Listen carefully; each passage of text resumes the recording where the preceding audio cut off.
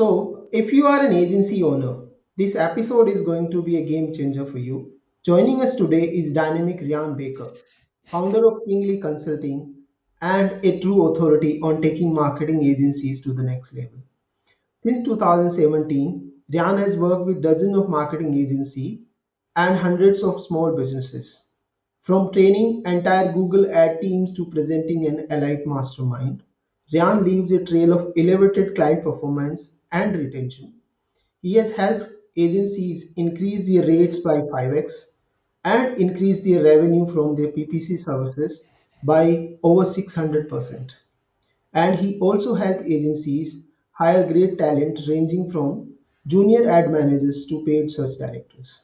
With cross channel expertise and a passion for unlocking exponential agency growth, Dan Baker is the ultimate guide to navigating the complex agency landscape.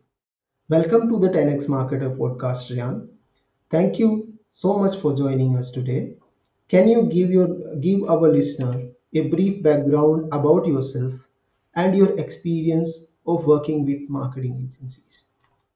Sure. Yeah, and thanks so much for having me. I appreciate the chance to share what I've done and how to help agencies. So, goodness, well, it's been a wild ride, as anyone working in the agency space could testify to. It's always chaos working with agencies. So I started in 2016. I was working at an agency. I worked in project management. I worked in sales. I worked as an ad manager. Done a lot of different things, and I learned a lot at that agency, and actually met someone that really needed help with similar things in the Google Ads service in particular. So I actually left that agency and started consulting with this other agency, um, kind of sharing some of the things I'd learned and continuing to learn and grow in my skills and knowledge, how to run a successful agency on really every level, but really focusing on the Google Ads service, which I was kind of passionate about learning more about.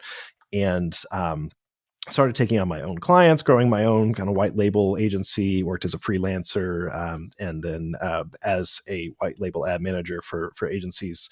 And then I ended up over the years, kind of 2020 hit, I took a job as a vice president in an agency. I kind of moved as a director of client services in another agency, and continuing to get more experience behind the curtains in successful agencies, learning what's good, what's bad, what affects client retention, what affects employee retention, what affects profitable growth, what affects stagnation, what helps agencies to grow, and then what actually just spins the wheels and wastes money. So over those years, I kind of took all of the different pieces of my consulting that had been successful, all of the things that I had learned that didn't really work from my time working in agencies, and I kind of built out this whole agency overhaul program to help agencies increase their profitable growth through specifically a PPC service, although a lot of it translates to all of the other areas of running an agency. Okay, that's great. And welcome once again. You mentioned focusing a lot on agency growth strategies. According to you, what are some of the biggest challenges agency face when trying to scale their business? Yeah, that's a really good question. There are a lot. So one of the biggest questions I get from agencies is actually just, how do I get more clients? And I don't generally focus on client acquisition, because I think that is a problem, but I don't think it's the core problem with running a successful agency, because it's just kind of a necessary element of any business. So what I see as a challenge for agencies in their growth is usually there's no growth strategy. So they're not treating themselves like their own client, and they're not providing the services that they would provide to their clients for themselves. Or if they do, they're doing it in a way that kind of ignores strategy and just treats it like an isolated service.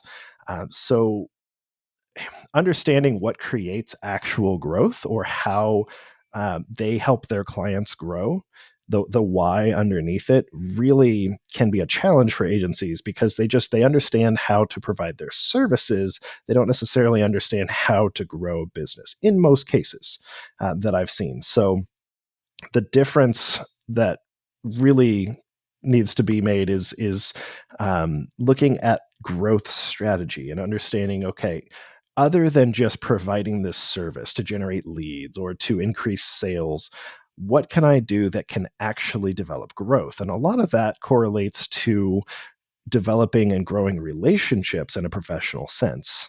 And if you view it through that lens, you can kind of understand, okay, this service that I'm providing, this platform that we're managing ads on, or this SEO that we're doing, is all designed to meet people at a certain point with a certain intent to solve a certain problem. And if you know at what point in the relationship that occurs, you can start gearing your messaging and your marketing and your offers toward that end. And you can start combining services for yourself and potentially for your clients and get, I want to say, more predictable results than if you had just turned on ads for yourself, for example. Okay, so part of my next question you already answered, but I would still like to repeat and hear from you once again. So, in your experience, what separates a fastest growing agency from one that is kind of stuck or stagnant? Yeah. So it's actually a slightly different answer. It's a little more nuanced. So the fastest growing agencies, I've had the privilege of working with Inc. 5000 agencies, which the fastest growing companies in America. They have learned to say no more. So they've learned to say no to clients that are not a good fit for them. They've learned to recognize when they'll be able to create maximum results for a particular kind of company, a niche, if you will. And they have learned to say no to other clients. They may end up getting revenue from those clients, but if they're not going to generate great results, if they're not going to be able to help that client grow, they actually will do better by saying no and referring them elsewhere, and only saying yes to the clients that they can get the best results from. And there's more to it than that. There's obviously there's more focus on developing relationships. There's thought leadership and speaking on stages, conferences. The more conversations you have with people, the more relationships you develop, the more chances you have to get new clients. So understanding who to get in front of and who to say no to is really kind of the key difference that separates the fastest growing agencies from those who are just kind of stagnant. Yeah, so a lot of value addition, and I think I asked this question for that only. Now, you already work with so many agencies, and most of the people who you worked with are PPC service providers. Why do you think agencies look to offer Google Ad as an important service and something that drive their revenue most often? Yeah, And second thing is, what is your advice to agencies who are looking forward to improve their Google Ad practice? yeah. So this is kind of my core focus. A lot of times, I'll work with an agency that is mostly focused on web design or on SEO as their primary service, and they don't offer a Google Ads service. So they view it as an extra revenue stream, which they should. One thing they notice usually when they start offering Google Ads, and to answer part of the question, is that Google Ads is very attractive to companies because it gives the hope of fast results, of being able to just turn on ads and see the leads or sales start to come in. Because of that, it's easy to sell. So it's hard to sell SEO because SEO can take as long as 6 months or more to start seeing results and start seeing leads coming in from organic traffic. Obviously, that will vary. Um, Web design is even harder to sell because, yes, your website does affect how much you can convert, what percentage of your traffic you can convert if you have traffic. Um, if you don't have traffic, then PPC is an even easier sell. So it's really just a great piece of a comprehensive marketing strategy to generate quick results. Clients love being able to just turn on ads and start seeing traffic, start seeing conversions. So that's one of the reasons that I help agencies start this. I also see that it can be a great profit center because often with more machine learning, you don't have to put in as much time. It still requires the skill.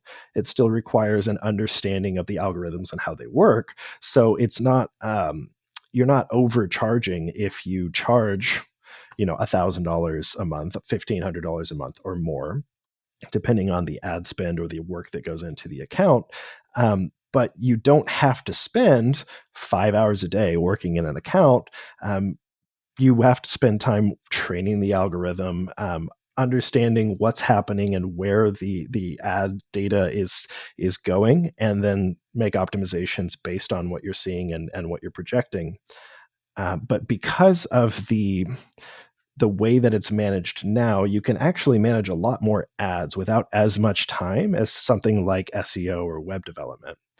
So it's really valuable for the clients because they get quick results. It's really valuable for you as an agency owner because you can get a higher profit margin on something that's still exceedingly valuable. So the value to pay ratio still works out in the favor of the client, as it should. But it's something that can actually create a new profit center in your agency instead of just being a loss leader or something like that. Okay, that's a great answer actually. Ryan, one more follow-up question to this. Mhm, Suppose you talked a lot about web agencies, the design agencies, and also the SEO folks. mhm, And you also talked about skills that need to be running a successfully Google Ads, right? mhm. Then, if they don't have skills, if they don't have expertise, what is the starting point for any new agency who wants to get into Google Ads? Yeah, well, that's a really good question because that's something that holds a lot of agencies back from starting a Google Ads service or any PPC, which is pay per click for those that wouldn't know. Um, Generally, the first step is understanding how to start, and that's one of the things that I help agencies with is recognizing, okay, is this something that my current clients could benefit from? Do I have enough clients and enough margin to afford paying someone that does know what they're doing? And then, do I want to start by hiring someone in house that knows what they're doing? Do I want to hire a white label agency, which is another thing that I do? So I help people hire ad managers. I also help people start by just I offer the white label services for them so they can just start running without having to hire somebody. Or do I want to hire a freelancer, which is sometimes a little bit more of a gamble, but can pay off in really big dividends if it works out. So generally, once you know how, so if you don't understand Google Ads well, it's generally going to be easier to hire a white label service. Specifically, if you can get one that helps you with sales, that's going to be a big win. Generally, I'll hop on prospect calls with agencies that I'm helping and kind of help them answer questions and close the deal. Sometimes they introduce me as a consultant. Sometimes they introduce me as a member of their team. I'm fine with whatever. um, but it just kind of helps give them confidence because any question the client comes with, I can answer with confidence and represent their agency well. And they don't have to be paying out the nose, for a paid search director that's $100,000 a year or more. Um, then on the other hand, if they do have plenty of margin and they really want to start in house with kind of a higher ceiling, so to speak, because I would cost more per client than maybe a paid search director would. Then you can hire a paid search director or even an ad manager with a good amount of experience. And sometimes they can help you on the calls, and sometimes they can help you create processes. Another thing that I do for agencies. And they can kind of help lead the service. So you want to let them know in the hiring process that your goal is to start this service and that they will kind of be spearheading it and that you'll need a lot of hand holding. The more you know about Google Ads or providing that service, the less experience you'll need from the person helping you. And you can save a lot of money by hiring a decently experienced ad manager, a year, 3 years, 5 years of experience. And you won't have to pay, $100,000 plus for somebody that knows all the ins and outs. So it's a little bit hard sometimes to know exactly where to start, but being able to get the answers you need is usually the first step. Knowing how you're going to offer the service, what you're going to charge, and then how much experience your help that is going to manage the ads for you is going to need, are kind of the key questions to answer. And those are things that I walk people through in my newsletter or on pre-consultations and things like that. All right. So, in your experience, what is more difficult for a new agency or for an existing agency that is working in a different field? What is the most difficult part? Is it getting the first client, or is it getting the first right hire within the team? I would say that it's harder for an agency starting a new PPC service to hire the right help than it is to sell a new client. There are people, you can see Reddit posts all over the place, or people talking on LinkedIn about somebody closing a Google Ads client that has never run Google Ads before. And unfortunately, that gives marketers a bad reputation, but it happens all the time. So closing a client is usually pretty easy if you know the goal of Google Ads, which is to generate more leads more quickly, or more sales, more revenue. If you know any of the lingo at all, it's relatively easy to close a new client that doesn't know what they're talking about with Google Ads, that doesn't have much experience. If you have a client that has been running Google Ads with another agency and you're trying to get their business in your agency, you really have to know what you're talking about. So it's in that case, it'd be harder to close a new client. But finding the right help is really, really hard if you don't understand Google Ads well and you don't understand what you need to look for. I've helped agencies that were looking for a really, really extensive number of things.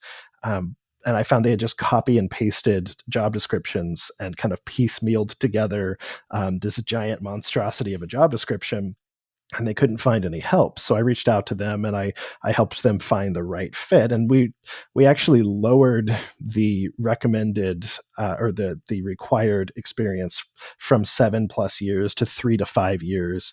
And we removed a lot of the requirements that they had been asking for, like WordPress development experience, which you don't need as a Google Ads manager. And we ended up hiring a guy with 14 years of Google Ads experience that hadn't even looked at the other application or the job listing. And this one just lined right up, and we had several interviews with great candidates, and he was the best fit. So we hired him. Other times you can get an amazing ad manager with 1 year of experience. It just depends on what you need, your clients, and the budget you have to work with, all sorts of things. So that's probably the harder part is finding the right hire for your agency. Yeah, so getting the client is the first step. But for any agency, if they really want to make profit in long run, the most important aspect is retaining the client. So most agencies, I think, falter at that part. According to you, what are some of the fundamental reasons you see clients leaving their marketing agencies for somebody else?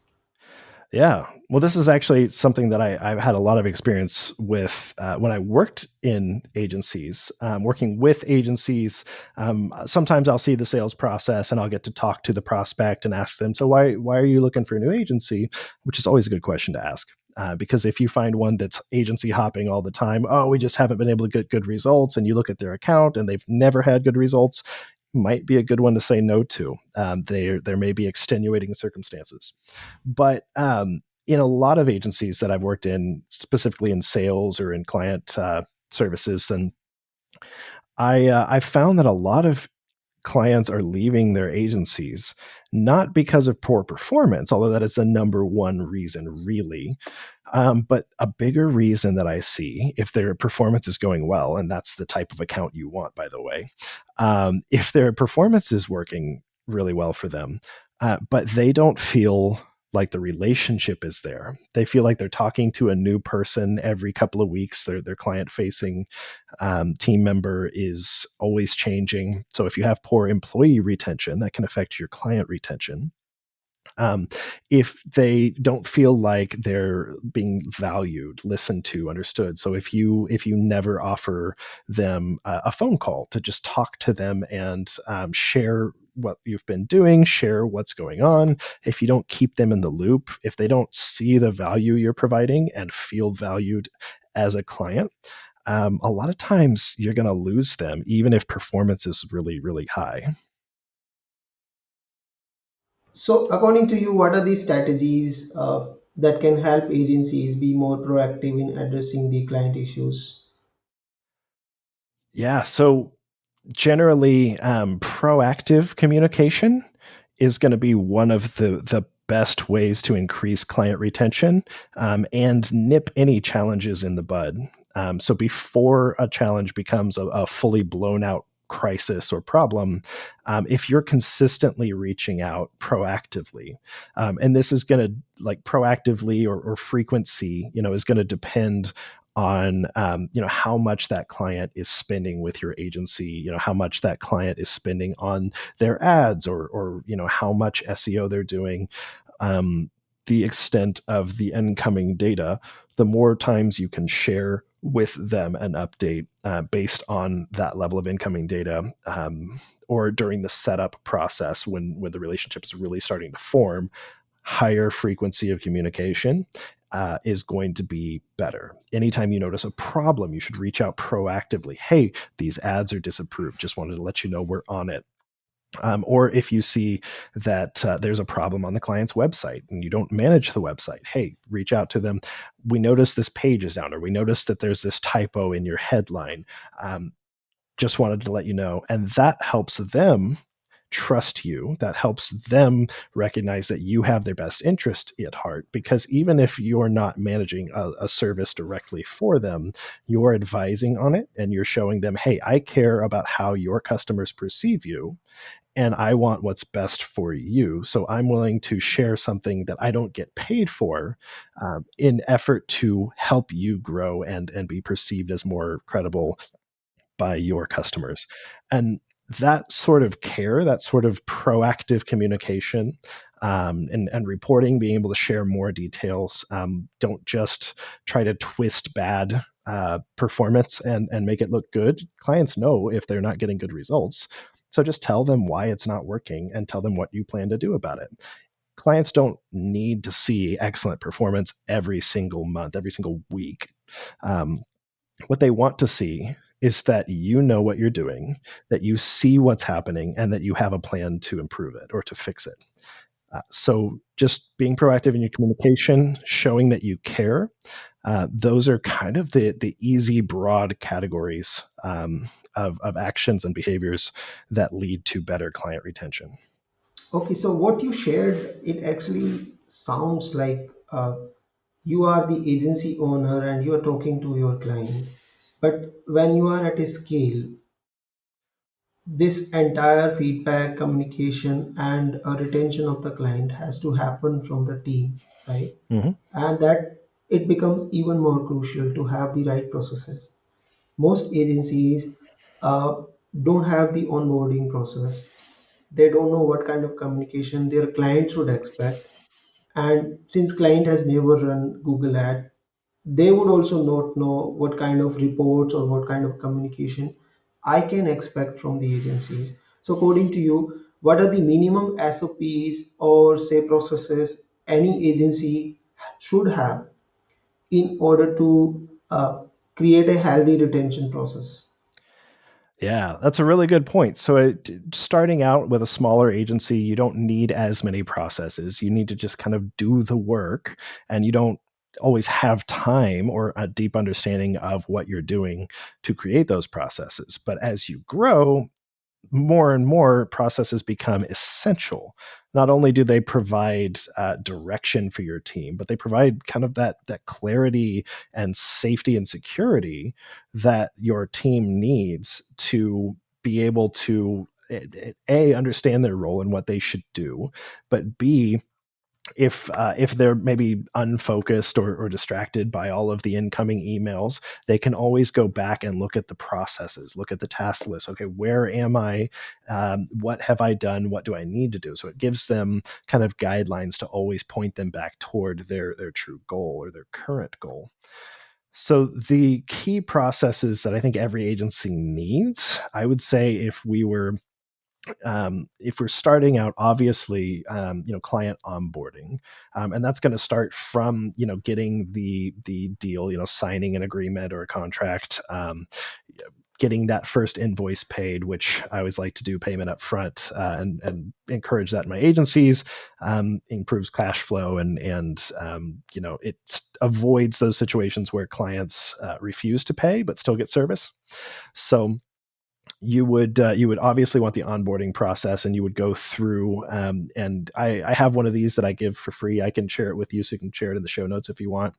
And it has all the different steps and documents, resources. But this is where you find out all the information about the client's business. Maybe you did this in a discovery call, but you can kind of do this in maybe a different way, so that you get the information you need to run a good Google Ads account, so that your team, the ad managers and the client facing team, has the information they need. So, okay, what is our target budget? What are our costs per action or our ROAS goals? Return on ad spend. What's the client's website? Who's my point of contact? What's the phone number? All the different questions you would need, and what's our geo target? These questions can all be put in a document and uploaded to the project folder if you have a project management software. And so, having all these steps and just kind of understanding, okay, this is how we start creating an account and onboarding a client. Or if you already have the account, this is how we transfer the account. This is the audit that we need to perform, so we know what we need to change. And then this is how we communicate between team members. This is how we communicate between the sales team and our client management team and our ad management team. And so you include all of these steps in the onboarding process, so that all the information gets downloaded to the right people and they're not starting blank. And they know what they're doing. They know what they need to do moving forward to improve the account. And the things that were promised during the sales process, if there was an audit, can then be fulfilled, instead of just being, okay, we closed them based on these promises. Now let's just go ahead and do whatever, like politics. So we will then, from the onboarding process, move into kind of a standard recurring reporting process. And that reporting frequency depends, again, on ad spend or the influx of data. Some people will do it based on account complexity. But really, the more data you have incoming, the more you have to share and discuss. So I'll usually do anywhere from monthly to a few times a week, or if the account's big enough, even daily. Um, Daily doesn't happen a whole lot, because at those scales, a lot of times you have a dedicated person in the agency specifically for that, or an in-house ad manager. But it does happen. Um, so reporting is essential. I like to have processes for internal communication as well. When do we need to create new tasks for our design team, if that's a part of your agency? Or when do we need to create um, when do we need to reach out if there's a bottleneck or a problem? How do we address internal conflict? And that extends beyond just the PPC team. But the more processes you have to answer the questions of what do I do in this case, the more you can run without having to get into the weeds as the agency owner yourself. And also, that tends to come from um, not having the right leadership in place if you end up having to be involved a lot yourself. So the more you grow, the more you may want to consider hiring a paid search director, or director of marketing that can oversee your PPC service and the team. And then you'll need processes like recurring internal sync meetings. So, synchronizing your team, getting on the same page, discussing account problems, bringing together your ad managers to help solve those problems, things like that. Okay, so that would be great to have the onboarding document and other process document that you would like to share with this podcast listeners. I would be happy to sharing that with my audience in the podcast description itself. You bet. Now, let's talk about another challenge that most agencies are facing. And this seems to be the universal challenge, be it India, US, or any other country, that is finding and retaining the right talent. So either Yeah. you are not able to find the right talent, or if you have it, it is very difficult to retain them. So, what are the strategies you think that agencies can use to hire and keep the right employee?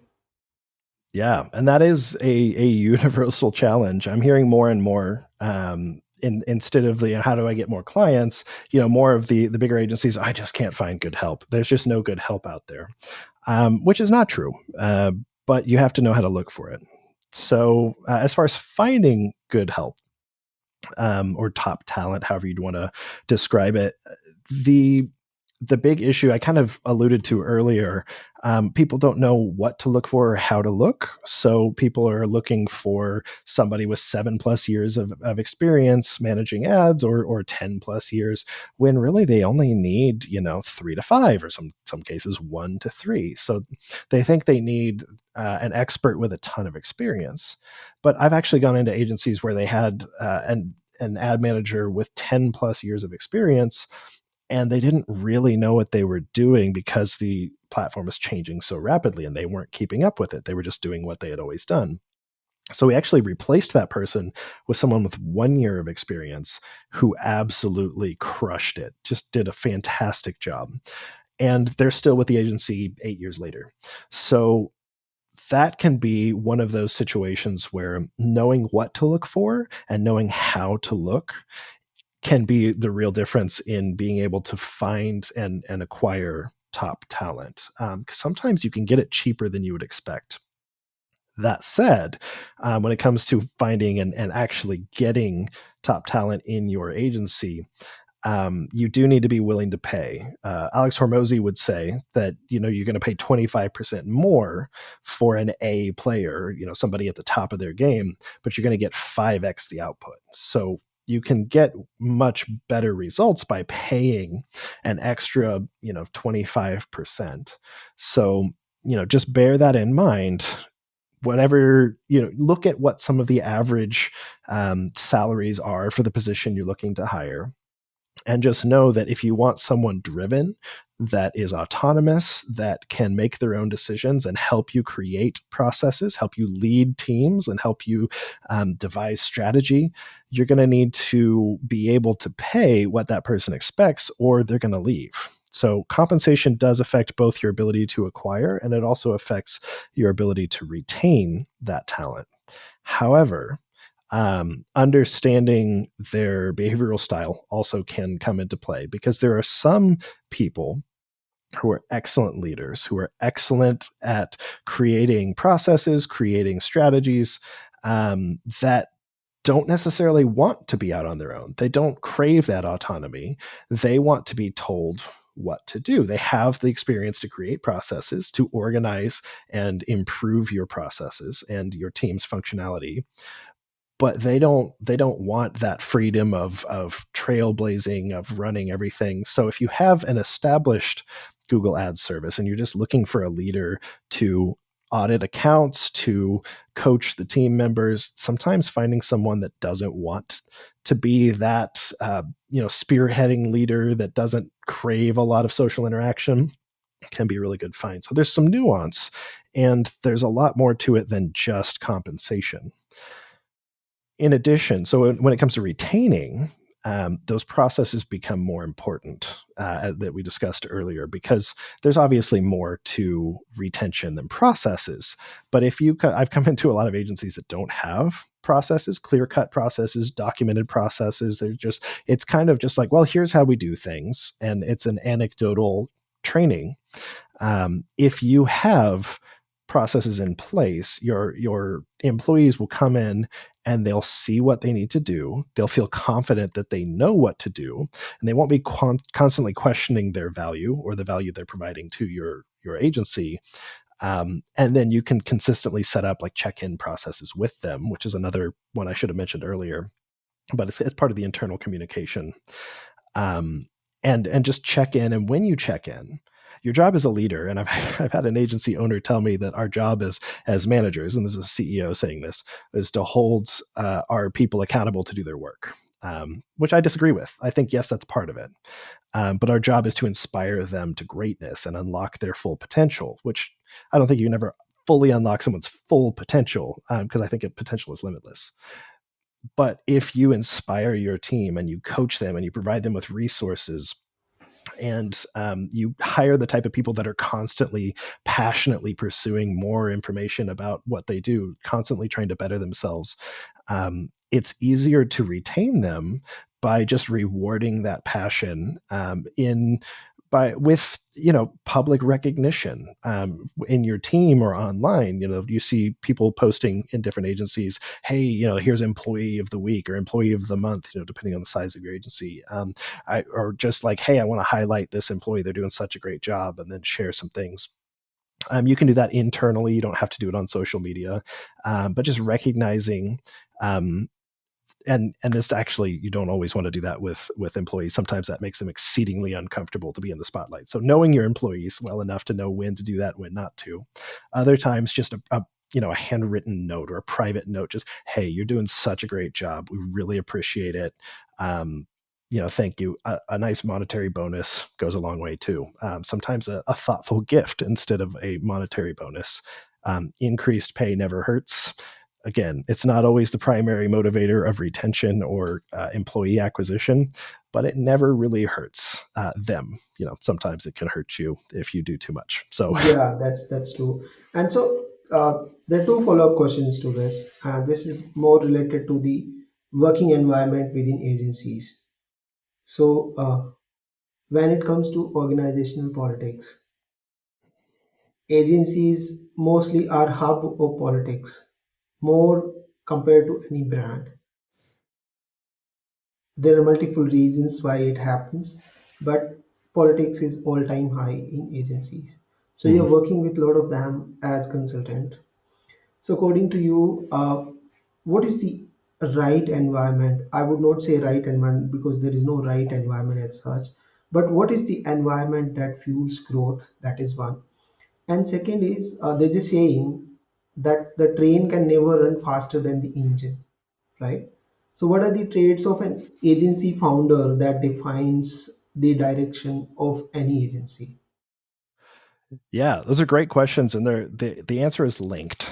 So generally, you'll find that the agency, in both its employees and its clients, reflects the owner or the founder, whoever's running the train, if you will.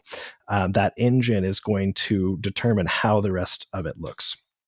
So that's not just in growth or in the execution of the agency's vision, although those are important. It also affects the agency's culture from the top down. And so there are, like you said, there's no right answer for what should the culture look like, as far as the specifics. But broadly speaking, the culture should be in agreement. So you shouldn't have double standards. You shouldn't have this part of the agency over here being rewarded, or allowing them to ignore the culture, or they have a different definition of the culture than this section over here.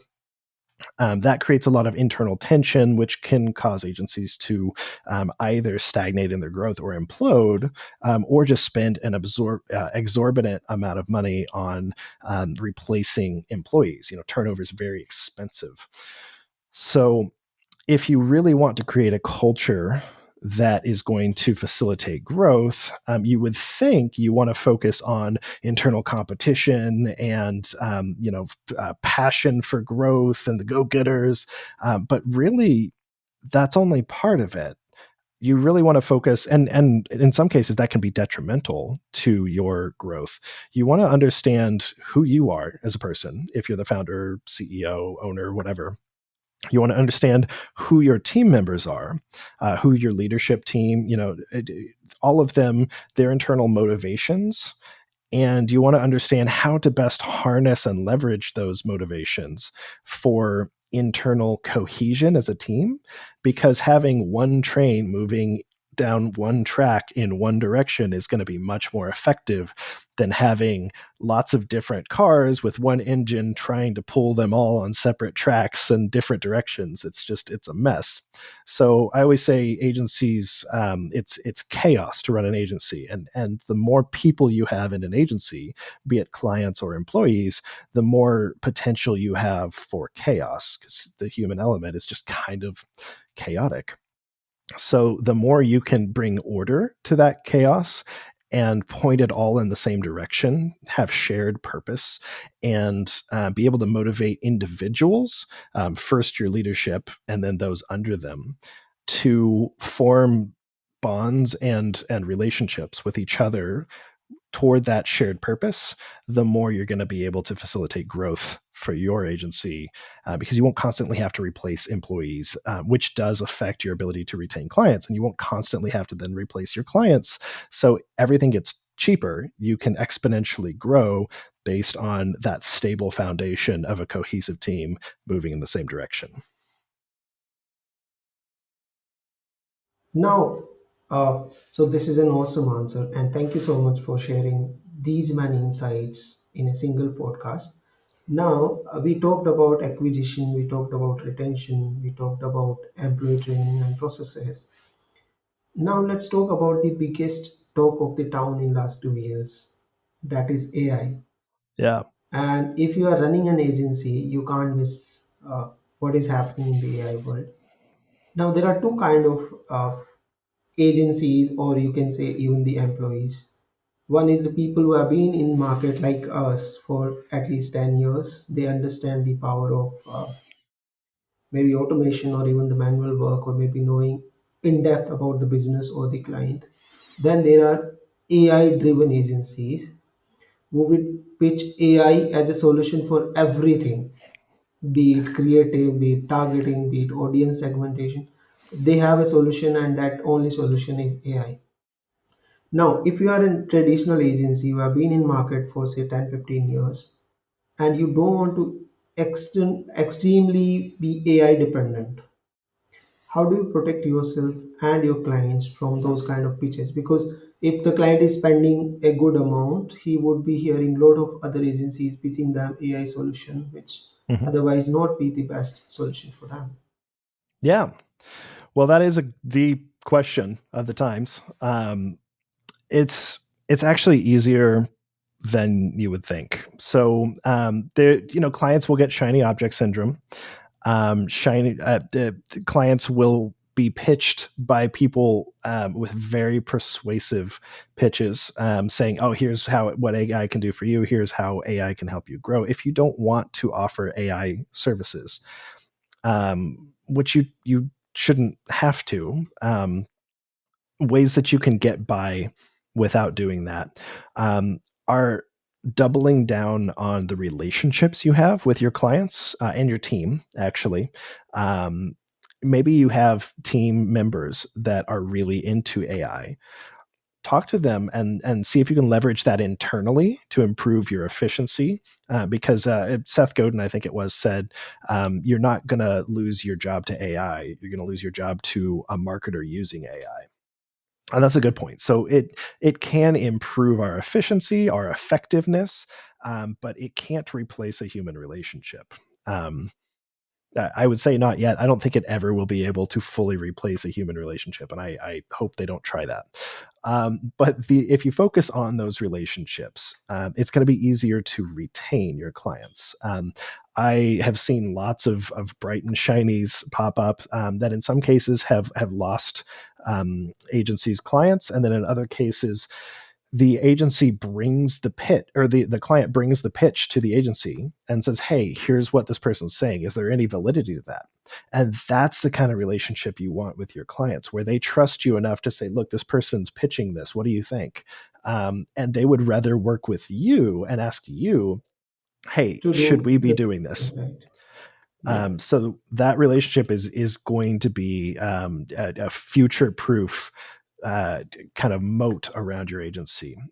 There's a couple other things. If your agency has a recognizable and familiar brand, a strong positioning in the marketplace, and a reputation for growing businesses, you're not going to need AI because you're going to have the attention, the familiarity, the recognition, that you know what you're doing. You can help businesses, and you don't need any trendy AI services to create growth because you know how it works. Maybe you can tell people, in your branding, in your messaging, we use AI internally. We use this to improve our efficiency, but we're not going to just turn on a robot to tell all of your customers, what it thinks you want to tell them. We're going to handcraft this, and there's a certain appeal to putting in the time and effort instead of just having a robot, pump out whatever it thinks. Yeah, I think that's the main challenge most agencies may have or might be facing. They don't really to expect the client to know that they are kind of using AI somehow to Mhm. do certain things, because in that most cases client, the first thing that comes to client's mind is maybe AI is doing the work and you are charging me the handcrafted rates. So Right. that's one conflict most agencies have. Yeah, and that's where you really want to focus on that relationship and the communication. Hey, here's how we're using AI, and you can just be very transparent. Now, if you are using AI to do all of the work and you are charging the handcrafted fees, you may have difficulty getting or retaining your clients. But if you're using AI to improve efficiencies, to shorten the time that it takes to research your customers or your clients' customers, to give you starting frameworks for your copywritten sales pages or ad copy, and then going in and handcrafting it and honing it to be optimal for whatever purpose you're creating it for, um, that's going to be both appealing to the clients and generally get you better results anyway. And I think most clients are going to recognize and understand, okay, you're staying up with the technology. You're not a troglodyte. You understand what you're doing. You're not hiding under a rock or anything. So I'm getting the best of both worlds. I don't have to listen to these people that reach out and say that they have the hottest AI tools because my agency is already taking care of that for me. Yeah, so in the previous answer you talked about positioning for any agency. And now there are different kind of agency models. There are freelancers who are purely like one man army. Then there are dedicated PPC agencies that only work in PPC. Mm. Then there are white label agencies that provide services to their clients. So what are the pros and cons of different model? I'm sure every model works for somebody because that's why they exist. What are the pros and cons of different models? And if you are in model X versus Y, how do you position yourself? Yeah. I mean, that's a good question. There's a lot of, like you said, a lot of different ways you can go with it if you are a marketer. So if you're a freelancer now, um, determining whether you would want to shift to the agency model, or the white label model. Generally, if you're a freelancer, you're going to be either working for small businesses themselves or small to mid, maybe large. Um, or you're going to be working for agencies, as white label, as a contractor, just not under, that exact title. Maybe you don't have a white label agency, you're just a freelancer doing white label work. um, in those cases, deciding which direction to go is really just entirely based on your goals and how you want your work and your life to look. So white label tends to be higher volume, lower margin. So you have to charge lower fees so that the agency can upcharge. But you also will often have the agency going to bat for you when it comes to sales. So if you really dislike the sales process and you don't necessarily need a lot of margin, or a lot of money, you can go the white label. And I actually I have both white label and direct clients. So the comparison, you often have higher volume, and lower margin with white label, but you really only have that one relationship to manage, and that's the agency themselves. And that is if you create that relationship with the intent to only focus on ad management, not on client facing relationships or account management. As a freelancer working with small businesses, if you don't mind the sales process, or if you have like an Upwork account or Fiverr or something like that, and you're getting decent lead flow there, or if you have outreach strategies or whatever ways to grow, then that can have higher margin. But there's also, as with anyone, going to be a ceiling to your ability to take on work. So at some point you'll have to decide, do I want to try and find bigger clients to replace my smaller clients, or do I want to hire and start growing my team, which kind of brings you into the agency model. And then, as an agency, to decide whether you want to go PPC only. So, if you're only offering PPC now, the things you have to think about are, how much is this PPC affecting the growth of my clients? Um, are there other things that I would like to bring in that can supplement and complement the PPC services that I'm offering? Would it be worth it to me to hire in those experts? Or do I just want to refer out and maybe collect like a referral bonus or something? There's a lot of complexity added, exponential amounts of complexity added every time you create a new service in your agency. So you really want to think through, how big do I want this agency to be? How much do I want to rely on my ability to add revenue and growth to the business, or would I rather focus on generating leads as a part of their system and they handle the other pieces? So those are some of the thought processes. It's a big, tricky, complex answer for everyone, but at the end of the day, it's based on how you want your life to look, how you want your work to look, and your ability to find and close new deals. Okay, so one follow-up question to that. Let's say you are a white label agency and you want to, your client or your middleman, the other agency that is working as the first-hand communicator with the client. In that case, what is the communication model for any white label agency? How do you manage communication with your end client? How do Yeah, you that's a good communicate? question. So often, so you as the white label ad manager are talking to the agency, and that could be, you could be talking to an account manager, you could be talking to a paid search director, you could be talking to the agency owner themselves. It all depends on the size of the agency. Sometimes they have a strategic partners liaison or something. You're talking to a point of contact, and sometimes that point of contact changes based on the client you're working with, usually if you're discussing things with the account manager themselves. That's the most common that I've seen, where the account manager will discuss the client information with you, the ad manager. The communication model has changed a bit over the years. So as Slack or Skype, became more popular, I think ideally having a dedicated Slack channel for each client, along with maybe the odd direct message channel, is really the ideal model for white label, because you have the ability to very quickly send and receive messages specifically about each client in the appropriate channel. It's nice and organized. You can just go back, you can search. You can hop on quick calls if that's something that you're providing for them, which you don't have to as an ad manager. It can be helpful. The more communication you're able to have with your clients, the more you're going to be able to retain them. Um, but I think Slack or similar, some people will use, Teams or Skype or just whatever. As long as you're able to communicate quickly and you're able to organize that communication, I think that's the ideal method of communication. And if they have questions from the client, they just forward it to you in that channel. So it's quick. You give them an expectation of the time it will take you to respond.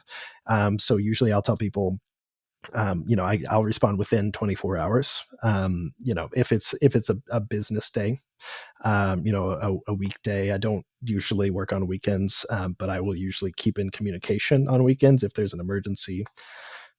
So keeping that expectation, and then if you do respond within 30 minutes, you're not training them as the client that you'll be always responding within 30 seconds or 30 minutes, um, so they have that expectation. It will be sometime today. And then if it's an emergency, you can have specific channels for that, or you can have, you can give them specific protocol to follow. Hey, if it's an emergency, type urgent, at the beginning of the message, so you can look at the notification and quickly screen it. Okay, I'll get back to that later. So there's various things you can do, kind of tips and tricks, but ideally quick communication via Slack, and then maybe the odd like monthly phone call if you have lots of clients with them, or weekly or biweekly, to discuss all of the accounts at once. It all depends on the structure of the agency you're working with. All right. And so let's say you are hiring a white label agency. How do you keep transparency with your client? Yeah, so that is usually not the point of the white label agency, but if you are the client facing agency that wants to offer Google Ads services but can't necessarily afford to hire in-house, or you don't know what to look for and you want to start with white label, or you don't want to do anything other than white label, you can just let them know, hey, here's our team. There is some delay in communication with our team. Sometimes it takes a day.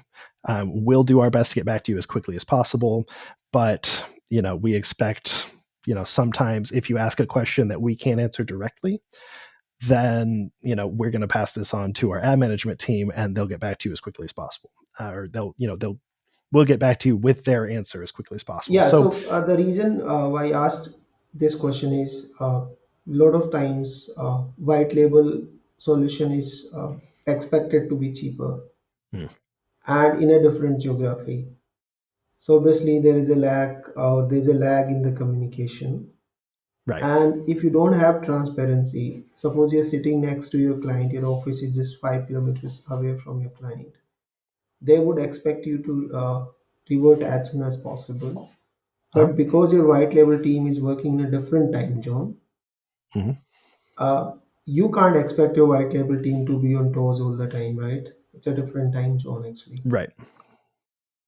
So Yeah. that becomes slightly difficult when it comes to keeping the transparency. Yeah. Well, and sometimes, so I have seen this done, where the ad manager, or the account manager rather, or the owner of the agency that's employing a white label agency, will say something like, "Well, our ad management team is overseas," which is totally acceptable now. And a lot of people, a lot of clients understand that.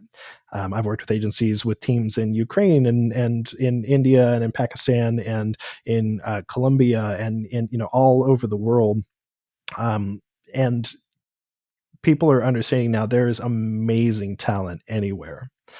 And as an agency, being able to work with the best wherever they are, regardless of whether they're considered cheaper, um, is is really key. And so the value provided by the agency is not necessarily in um, their ability to charge lower prices; it's their ability to get better results. And sometimes that comes with a delay in communication. So as the agency hiring white label, you just need to understand how to set those expectations for your clients, and just be, if you want to be transparent with them, just let them know, hey, our team's overseas, and there's sometimes a delay in communication. And you can also discuss with your white label agency, hey, what's the expected response time if we have questions. If you have that Slack channel set up, or whatever messaging app, or if you're emailing, just let them know, like, hey, when you get up in the morning, if you can check this and respond as quickly as possible, that will let me get back to my client quickly, and then we'll be able to get them the answers they need. What I've found is that there are rarely emergencies that require instant answers. So clients will understand. And one benefit that I like to offer that's a little bit different than a lot of white label agencies is that I will sometimes communicate directly with clients, or I'll communicate in sales meetings to help with kind of a sales assistance role. So if there are answers that you need immediately, like in a sales environment, then I provide those. But not every white label agency is willing to do that, and so if you understand what their limitations are and what the expected delays are, just explain that to your clients. That's great. And I think as an individual, or if you are just a freelancer, it is much easier for you to manage such communication. But the real problem lies in scale.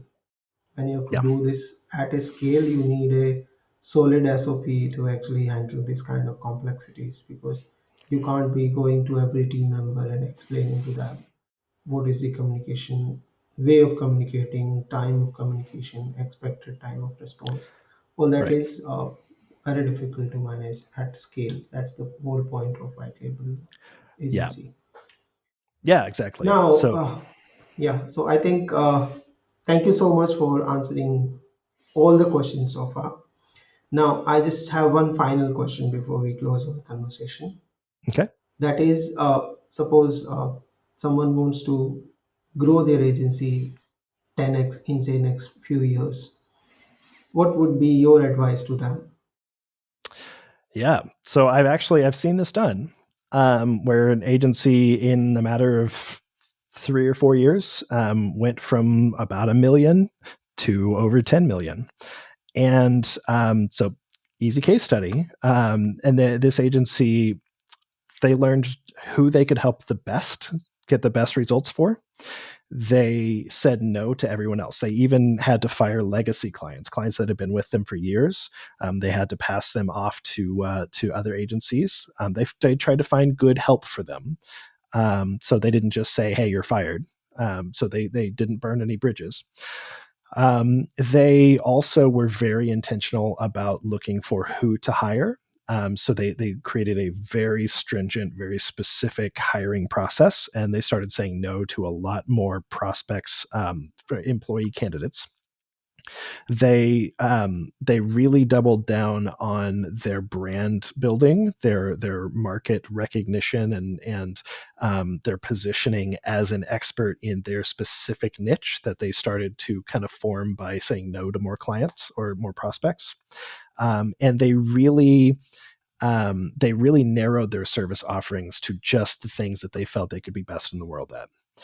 And then as they started building this, they had really good strategic referral partners as well through some of this brand building, through things like podcast interviews, speaking on stages, going to events. They would meet these people, form these relationships, and then they would develop strategic referral partners. So they had somebody doing a lot of meta ads that would then send them Google ads or Amazon ad leads. And they would grow through bigger and bigger clients as both brands started to appeal to those larger clients. So it was just kind of a snowball effect of doing the right things, and doing more and more of them over time. Awesome, Ryan. So I think this was a fantastic discussion. We have been in this for more than an hour without realizing. All right. So, and thank you guys for listening to the 10x Marketer podcast. Stay tuned and do subscribe to our channel on Spotify and YouTube. We would be bringing more guests like Ryan in future. Some solid marketers were able to make it 10x and who are willing to share some valuable insights with you all. So look forward to hear from you again, and thank you so much for your time. Yeah. Thanks so much.